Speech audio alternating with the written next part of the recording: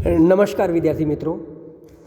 ધોરણ 11 વિષય ગુજરાતી, પ્રથમ ભાષા અને કૃતિ નંબર 16, જેનું શીર્ષક છે તપસ્વી સારસ્વત, અને આપણે ભાગ 2 એના વિશે વાત કરીશું. મિત્રો, ગઈ વખતે આપણે તપસ્વી સારસ્વત એટલે કે કા શાસ્ત્રી એના જીવન વિશેની માહિતી મેળવી હતી. આજે આપણે આ કૃતિને આગળ જોઈએ તો પેજ નંબર 82 એટલે કે 82 પર શાસ્ત્રીજીના જીવન વિશેની કેટલીક વિશેષ માહિતી જે એમના વિશે ચરિત્ર નિબંધમાં ચંદ્રકાંત શેઠે આપેલી છે. તો પાના નંબર 82 પર પહેલો ફકરો. 1939થી શાસ્ત્રીજીએ ઉચ્ચ શિક્ષણના ક્ષેત્રે કાર્ય કર્યું, એટલે કે ગ્રેજ્યુએશન અને પોસ્ટ ગ્રેજ્યુએશન, કોલેજના 3 વર્ષ અને એના પછીના 2 વર્ષ એમણે સરસ કામ કર્યું. પોતે મેટ્રિક, જુઓ, શાસ્ત્રીજી પોતે 11મું ધોરણ જ પાસ હતા, એટલે કે મેટ્રિક્યુલેશનની પરીક્ષા પાસ કરી હતી, પણ ભણાવતા હતા કોને? કોલેજવાળાઓને.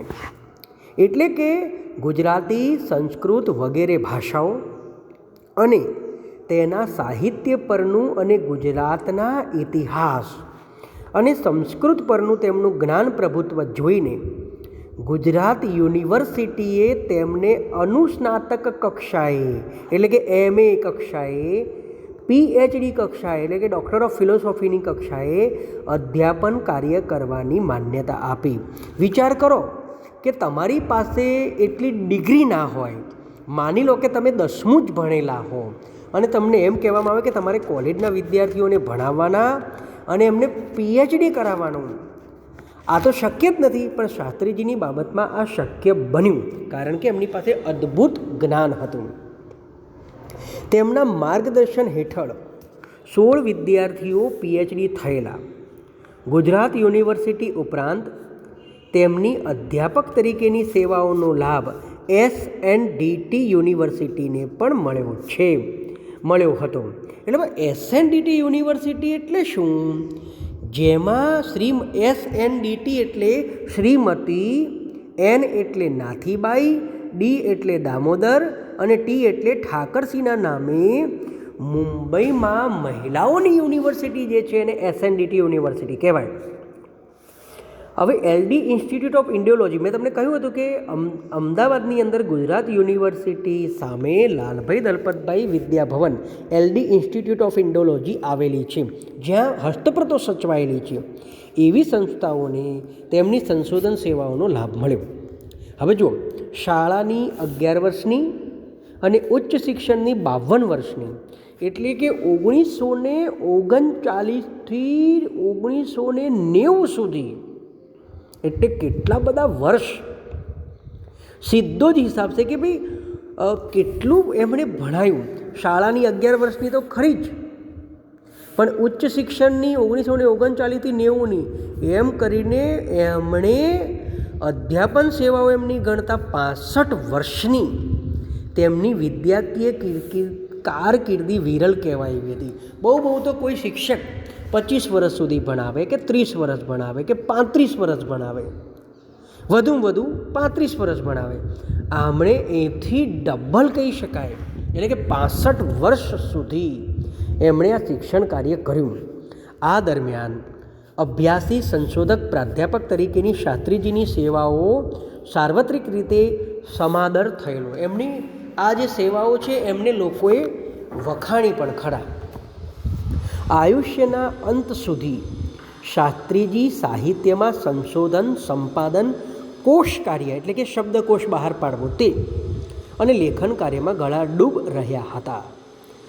સંશોધન સંપાદન ક્ષેત્રે શાસ્ત્રીજીએ મહાભારત વિશેની મધ્યકાલીન ગુજરાતી કવિઓની કેટલીક કૃતિઓ સંકલિત કરી તેમનું સુંદર સંપાદન કરેલું છે. એટલે કે મધ્યકાલીન ગુજરાતી સાહિત્યની જે કૃતિઓ છે, દાખલા તરીકે પ્રેમાનંદ હોય તો પ્રેમાનંદનું સુદામા ચરિત્ર હોય કે નળાખ્યાન હોય કે એવી જે કૃતિઓ છે એમણે ભેગી કર્યા પછી એને પ્રગટ કરી. અને એ પછી એમણે શું કામ કર્યું કે ભાઈ વેદવ્યાસે જે મહાભારત લખ્યું, તો મૂળ મહાભારતના અસલી ભાગ કયા છે જેમ કે કોઈકે કહ્યું છે કે ભાઈ મહાભારતનું મૂળ નામ તો જય છે, પછી એમાં ભારત જોડાયું ને પછી મહાભારત જોડાયું. મૂળ તો જય જ હતું અને એમાં 25,000 શ્લોકો જ હતા. તો મૂળ મહાભારતનો અસલી ભાગ કયો, કેટલો અને કેવો તેનું સંશોધન કરી સંપાદન કર્યું. આ ઉપરાંત આયુષ્યના અવશેષે શ્રીમદ ભાગવત જેવા ભક્તિ પુરાણના 10મ સ્કંદનું સંશોધન સંપાદન કરી તેમની વિદ્વત પ્રતિભાનું ઉજળું પ્રમાણ સૌને આપ્યું છે. વળી મહાભારતમાંથી ભારત સંહિતા અને તેમાંથી 8800 શ્લોકોની જય સંહિતા તારવી આપવાનું કઠિન કાર્ય તેમણે કરી આપ્યું છે. તેમણે શ્રીમદ ભાગવદ્ ગીતામાંથી 101 શ્લોકોની ગીતા શતશ્લોકી, શત એટલે 100, શતશ્લોકી પણ તૈયાર કરી આપી છે. શાસ્ત્રીજી પાસેથી અંદાજે 250 જેટલા પુસ્તકો અને 1500 જેટલા સંશોધન લેખો મળ્યા છે. કેટલું બધું લખ્યું છે એમણે. ગુરુ શ્રી ગોમતીદાસજીની હૂંફમાં સંસ્કૃત કાવ્યશાસ્ત્ર, છંદશાસ્ત્ર અને વ્યાકરણશાસ્ત્રની તેમને લગ્ની લાગી હતી.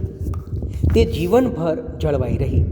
શ્રીમદ વલ્લભાચાર્યજીના ગ્રંથોનો અનુવાદ તેમણે 21 વર્ષની વયે કરીને પોતાની ઉત્કૃષ્ટ વિદ્યાનિષ્ઠાનો પરિચય સૌને આપ્યો હતો. જીવનભર સ્વાધ્યાય, સંશોધન, સંપાદન, અનુવાદ, વિવેચન કાર્ય કેટલું લખ્યું છે એમણે. પહેલાં તો કેટલું એ રીડિંગ કરતા, વાંચતા, એનું સંશોધન કર્યું, એને પ્રગટીકરણ એટલે સંપાદન કર્યું, એમણે અનુવાદો કર્યા છે અને એમણે ક્રિટિસિઝમ, વિવેચન કર્યું છે. એ દ્વારા કેકા શાસ્ત્રીજીએ ગુજરાતી ભાષા સાહિત્ય અને સંસ્કૃતિની બહુમૂલ્ય સેવા કરી છે. કોષ કાર્ય, જુઓ આ એક ગુણનો પ્રશ્ન આવશે. કોષ કાર્ય પણ શાસ્ત્રીજીનું પ્રિય ક્ષેત્ર રહેલું છે. ગુજરાતી ભાષાનો લઘુ કોષ, ગુજરાતી ભાષાનો પાયાનો કોષ, અનુપ્રાસ કોષ, બૃહદ ગુજરાતી કોષ ગ્રંથ 1 અને 2, વન ઔષધિ કોષ એટલે ભાઈ આ ઔષધિ કઈ છે, એનો ઉપયોગ શું છે, એનું ક્રમબદ્ધ આખો ઇતિહાસ આપેલો છે. સંસ્કૃત ગુજરાતી કોષ, વ્યુત્પત્તિ કોષ. વ્યુત્પત્તિ કોષ એટલે શું કે આ શબ્દ મૂળ ક્યાંથી આવ્યો, એ એના કેટલા અર્થો હતા, એ એટલે મૂળ સુધી જવું એને વ્યુત્પત્તિ કોષ કહેવાય. પછી ભગવદ્ ગોમંડલ, જે 9 પ્રકારના વોલ્યુમમાં આ જે ગ્રંથ તૈયાર કર્યો છે, જેમાં બધા જ અર્થો હોય, એ 900 જેટલા અધિકરણો એના પછી લખાયું છે, તે એનું વાંચન કરીને પ્રમાણિત કરવા, આ બધા કામ તેના ઉદાહરણરૂપ છે. હવે જો જેમણે આટલું બધું લખ્યું હોય તો એમને ઇનામો તો મળે જ. તો આવા વિદ્વાનની પાછળ સન્માનો આવે તે સહજ છે. તેમની સારસ્વત સાધનાને અખિલ ભારતીય સંમેલને વિદ્યાવાચસ્પતિ, કેટલી મોટી ડિગ્રી આપી છે, ની ઉપાધિ અને ભારત સરકારે પદ્મશ્રીનો ખિતાબ આપી સન્માનેલા. એમને પદ્મશ્રીનો એવોર્ડ મળેલો છે. તો ગુજરાત સાહિત્ય સભાએ રણજીતરામ સુવર્ણચંદ્રક 1952 અને સૌરાષ્ટ્ર યુનિવર્સિટીએ ડી.લિટ, ડિપ્લોમા ઇન લિટરેચરની પદવી આપીને પહોંચેલા. હવે એમને કેટલું બધું મળ્યું છે. તેમને 15 પદવીઓ, 10 એવોર્ડ્સ અને 38 જેટલા માનપત્રો મળેલા છે. ગુજરાતી સાહિત્ય પરિષદનું પ્રમુખ પદ, એટલે કે અત્યારે હાલ ગુજરાતી સાહિત્ય પરિષદ અમદાવાદ ચાલે છે, તો જે તે વખતે એના પ્રમુખ તરીકે પણ એ રહી ચૂકેલા હતા. ભાષા ભાસ્કર, ધર્મ ભાસ્કર, ભારત માર્તંડ, ગુર્જર રત્ન, મહામહિમોપાધ્યાય જેવા અનેક ગૌરવ બિરુદો એમને અર્પવામાં આવ્યા હતા. કેટલા એમને તો બિરુદો આપ્યા છે. શાસ્ત્રી, હવે જો એમના સ્વભાવની ખાસિયત આપેલી છે. શાસ્ત્રીજીના સ્વભાવની સરળતા અને ઔદાર્યને કારણે અને તેમની સારસ્વત પ્રતિભાને કારણે આનંદ શંકર ધ્રુવ, કેશવ હર્ષદ ધ્રુવ, કૃષ્ણલાલ ઝભેરી, નરસિંહરાવ દિવેટિયા, કનૈયાલાલ મુનશી, બલવંતરાય ઠાકોરથી માંડીને રામનારાયણ વિશ્વનાથ પાઠક, રસિકલાલ છોટાલાલ પરીખ, ચુનીલાલ વર્ધમાન શાહ, હીરાલાલ પારેખ સુધીના અનેક સર્જક વિદ્વાનોનો પ્રેમ અને સહકાર એમને મળ્યા હતા. શાસ્ત્રીજી અજાત શત્રુ હતા. અજાત શત્રુ એટલે શું? જેમનો કોઈ શત્રુ નથી એવા. સૌએ એમની સારસ્વત સેવાઓનો સદભાવપૂર્વક સત્કાર કર્યો હતો. વિચાર કરો કે આટલું બધું નોલેજ હોય તો પછી વ્યક્તિ પોતે અભિમાની થઈ જાય, પણ એમનામાં સહેજ પણ નહોતું. ગુજરાતી ભાષા સાહિત્યના ગૌરવરૂપ શાસ્ત્રીજી ખૂબ વિનયશીલ હતા. કમખા ગમખા એ એમનો જીવન સિદ્ધાંત હતો. હવે આ પ્રશ્ન પૂછે કે ભાઈ શાસ્ત્રીજીનો મૂળ જીવન સિદ્ધાંત કયો હતો? તો કમખા અને ગમખા. સૂર્યોદય પહેલાં ઉઠી જઈ નિત્યક્રમથી પરવારી તેઓ ધર્મધ્યાન અને સરસ્વતી સેવામાં પોતાનો બધો સમય વિતાવતા. મિતભાષી, ઓછું બોલનારા. શાસ્ત્રીજી આરામ પણ વધુ કામ કરવા માટે જ લેતા હતા.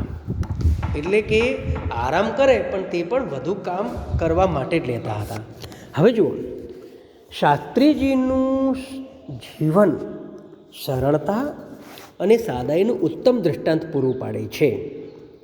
સતત કાર્યરત શાસ્ત્રીજીનું શરીર તેમ મન હંમેશા હળવાફૂલ રહેતા. ઓછામાં ઓછો પરિગ્રહ એટલે બહુ સંગ્રહ કરવું નહીં તે, અને વધુમાં વધુ વિદ્યા સંગ્રહ એ તેમનો આદર્શ હતો. ટપાલમાં આવેલ પરબીડિયા ઉપરની ટિકિટમાં સિક્કો ન વાગ્યો હોય તો પણ શાસ્ત્રીજી એ ટિકિટને રદ કરવાની કાળજી લેતા. દ્રઢ આસન બાંધીને રસેશ્વર શ્રી કૃષ્ણની અને રસરૂપા સરસ્વતીની સન્નિષ્ઠાથી સેવા કરવી, એમાં જ શાસ્ત્રીજીનું પોતાનું એકાંત અને ધ્યાન, જીવનનો સાત્વિક આનંદ અને જીવનની સાચી સાર્થકતા અનુભવતા હતા. સારસ્વત યજ્ઞમાં એટલે કે પોતે જે આ વિદ્યા વ્યાસંગ કર્યું છે એમાં રહીને સહાયક એ સારસ્વત યજ્ઞમાં હર કોઈને સહાયક અને માર્ગદર્શક થવું, તેને તેઓ પોતાનો સ્વધર્મ, પોતાનું કર્તવ્ય લેખતા હતા કે ભાઈ ના, મારે તો આ પ્રકારની પદ્ધતિમાં બધાને મદદરૂપ થવું જ પડે. આવા શીલ એટલે કે ચારિત્રવાન અને તપના સન્નિષ્ઠ ઉપાસક શાસ્ત્રીજીનું 9 સપ્ટેમ્બર 2006ના રોજ અમદાવાદમાં ટૂંકી માંદગી પછી અવસાન થયું. સારસ્વત સેવાના સાચા ભેખધારી ગુજરાતના આ વૈષ્ણવ વિદ્વાનને તો વંદના જ હોય. તો જુઓ કે એમના વિશે ચંદ્રકાંત શેઠે કેટલું બધું સરસ લખ્યું છે. 1938માં જન્મ. આમાં એક ભૂલ લખેલી છે, કારણ કે એ શાસ્ત્રીજીનો જે જન્મ છે એ 1905, હું ચંદ્રકાંત શેઠનો બોલ્યો, 1905માં 28 જુલાઈ 1905ના રોજ એમનો જન્મ, અને 2006ના રોજ એટલે કે 100 વર્ષ પૂરા કર્યા એના પછી એમનું અવસાન થયું. તો મિત્રો, આવા શતાયુ એ જે વિદ્વાનો છે એમાં રવિશંકર મહારાજનો પણ સમાવેશ થાય, એની સાથે સાથે આપણા આ વિદ્વાનનો પણ સમાવેશ થાય છે. તો મિત્રો, તમારે સ્વાધ્યાયના ચોપડામાં આ જે શબ્દાર્થ છે એ શબ્દાર્થમાં તમારે એક તો લખવાનું છે ષોડશ, એટલે કે 16 શબ્દનો અર્થ તમારે 16 એ લખવાનું છે. પછી પ્રૂફ વાંચન એટલે કે છાપ શુદ્ધિનું કાર્ય, એના પછી અજાત શત્રુ એ શબ્દાર્થ, એ જે શબ્દ છે શબ્દ સમૂહ માટે એ શબ્દ એ લખવાનું રહેશે. અને સ્વાધ્યાયના પ્રશ્નોમાં તમારે ટૂંકમાં ઉત્તર આપો. પ્રશ્ન નંબર 5 એમાં જુઓ, અમદાવાદની સડક પર જતા શાસ્ત્રીજીને તમે કઈ રીતે ઓળખી શકતા હતા? એક આ લખવાનું. પછી ત્રીજો પ્રશ્ન, શાસ્ત્રીજીની સંશોધક તરીકેની પ્રતિભા ક્યારે ખીલી ઉઠી, આ લખવાનું. અને પાંચમો પ્રશ્ન, કેકા શાસ્ત્રીનો જીવન સિદ્ધાંત અને જીવન આદર્શ શો છે, આ લખવાનો. એટલે પહેલો, એના પછી ત્રીજો અને પાંચમો એ લખવાનો. અને મોસ્ટ આઈએમપી પ્રશ્ન એ ત્રીજો પ્રશ્ન, કેકા શાસ્ત્રી અજાત શત્રુ વિદ્વાન છે, શી રીતે, આ તમારે લખવાનું રહેશે.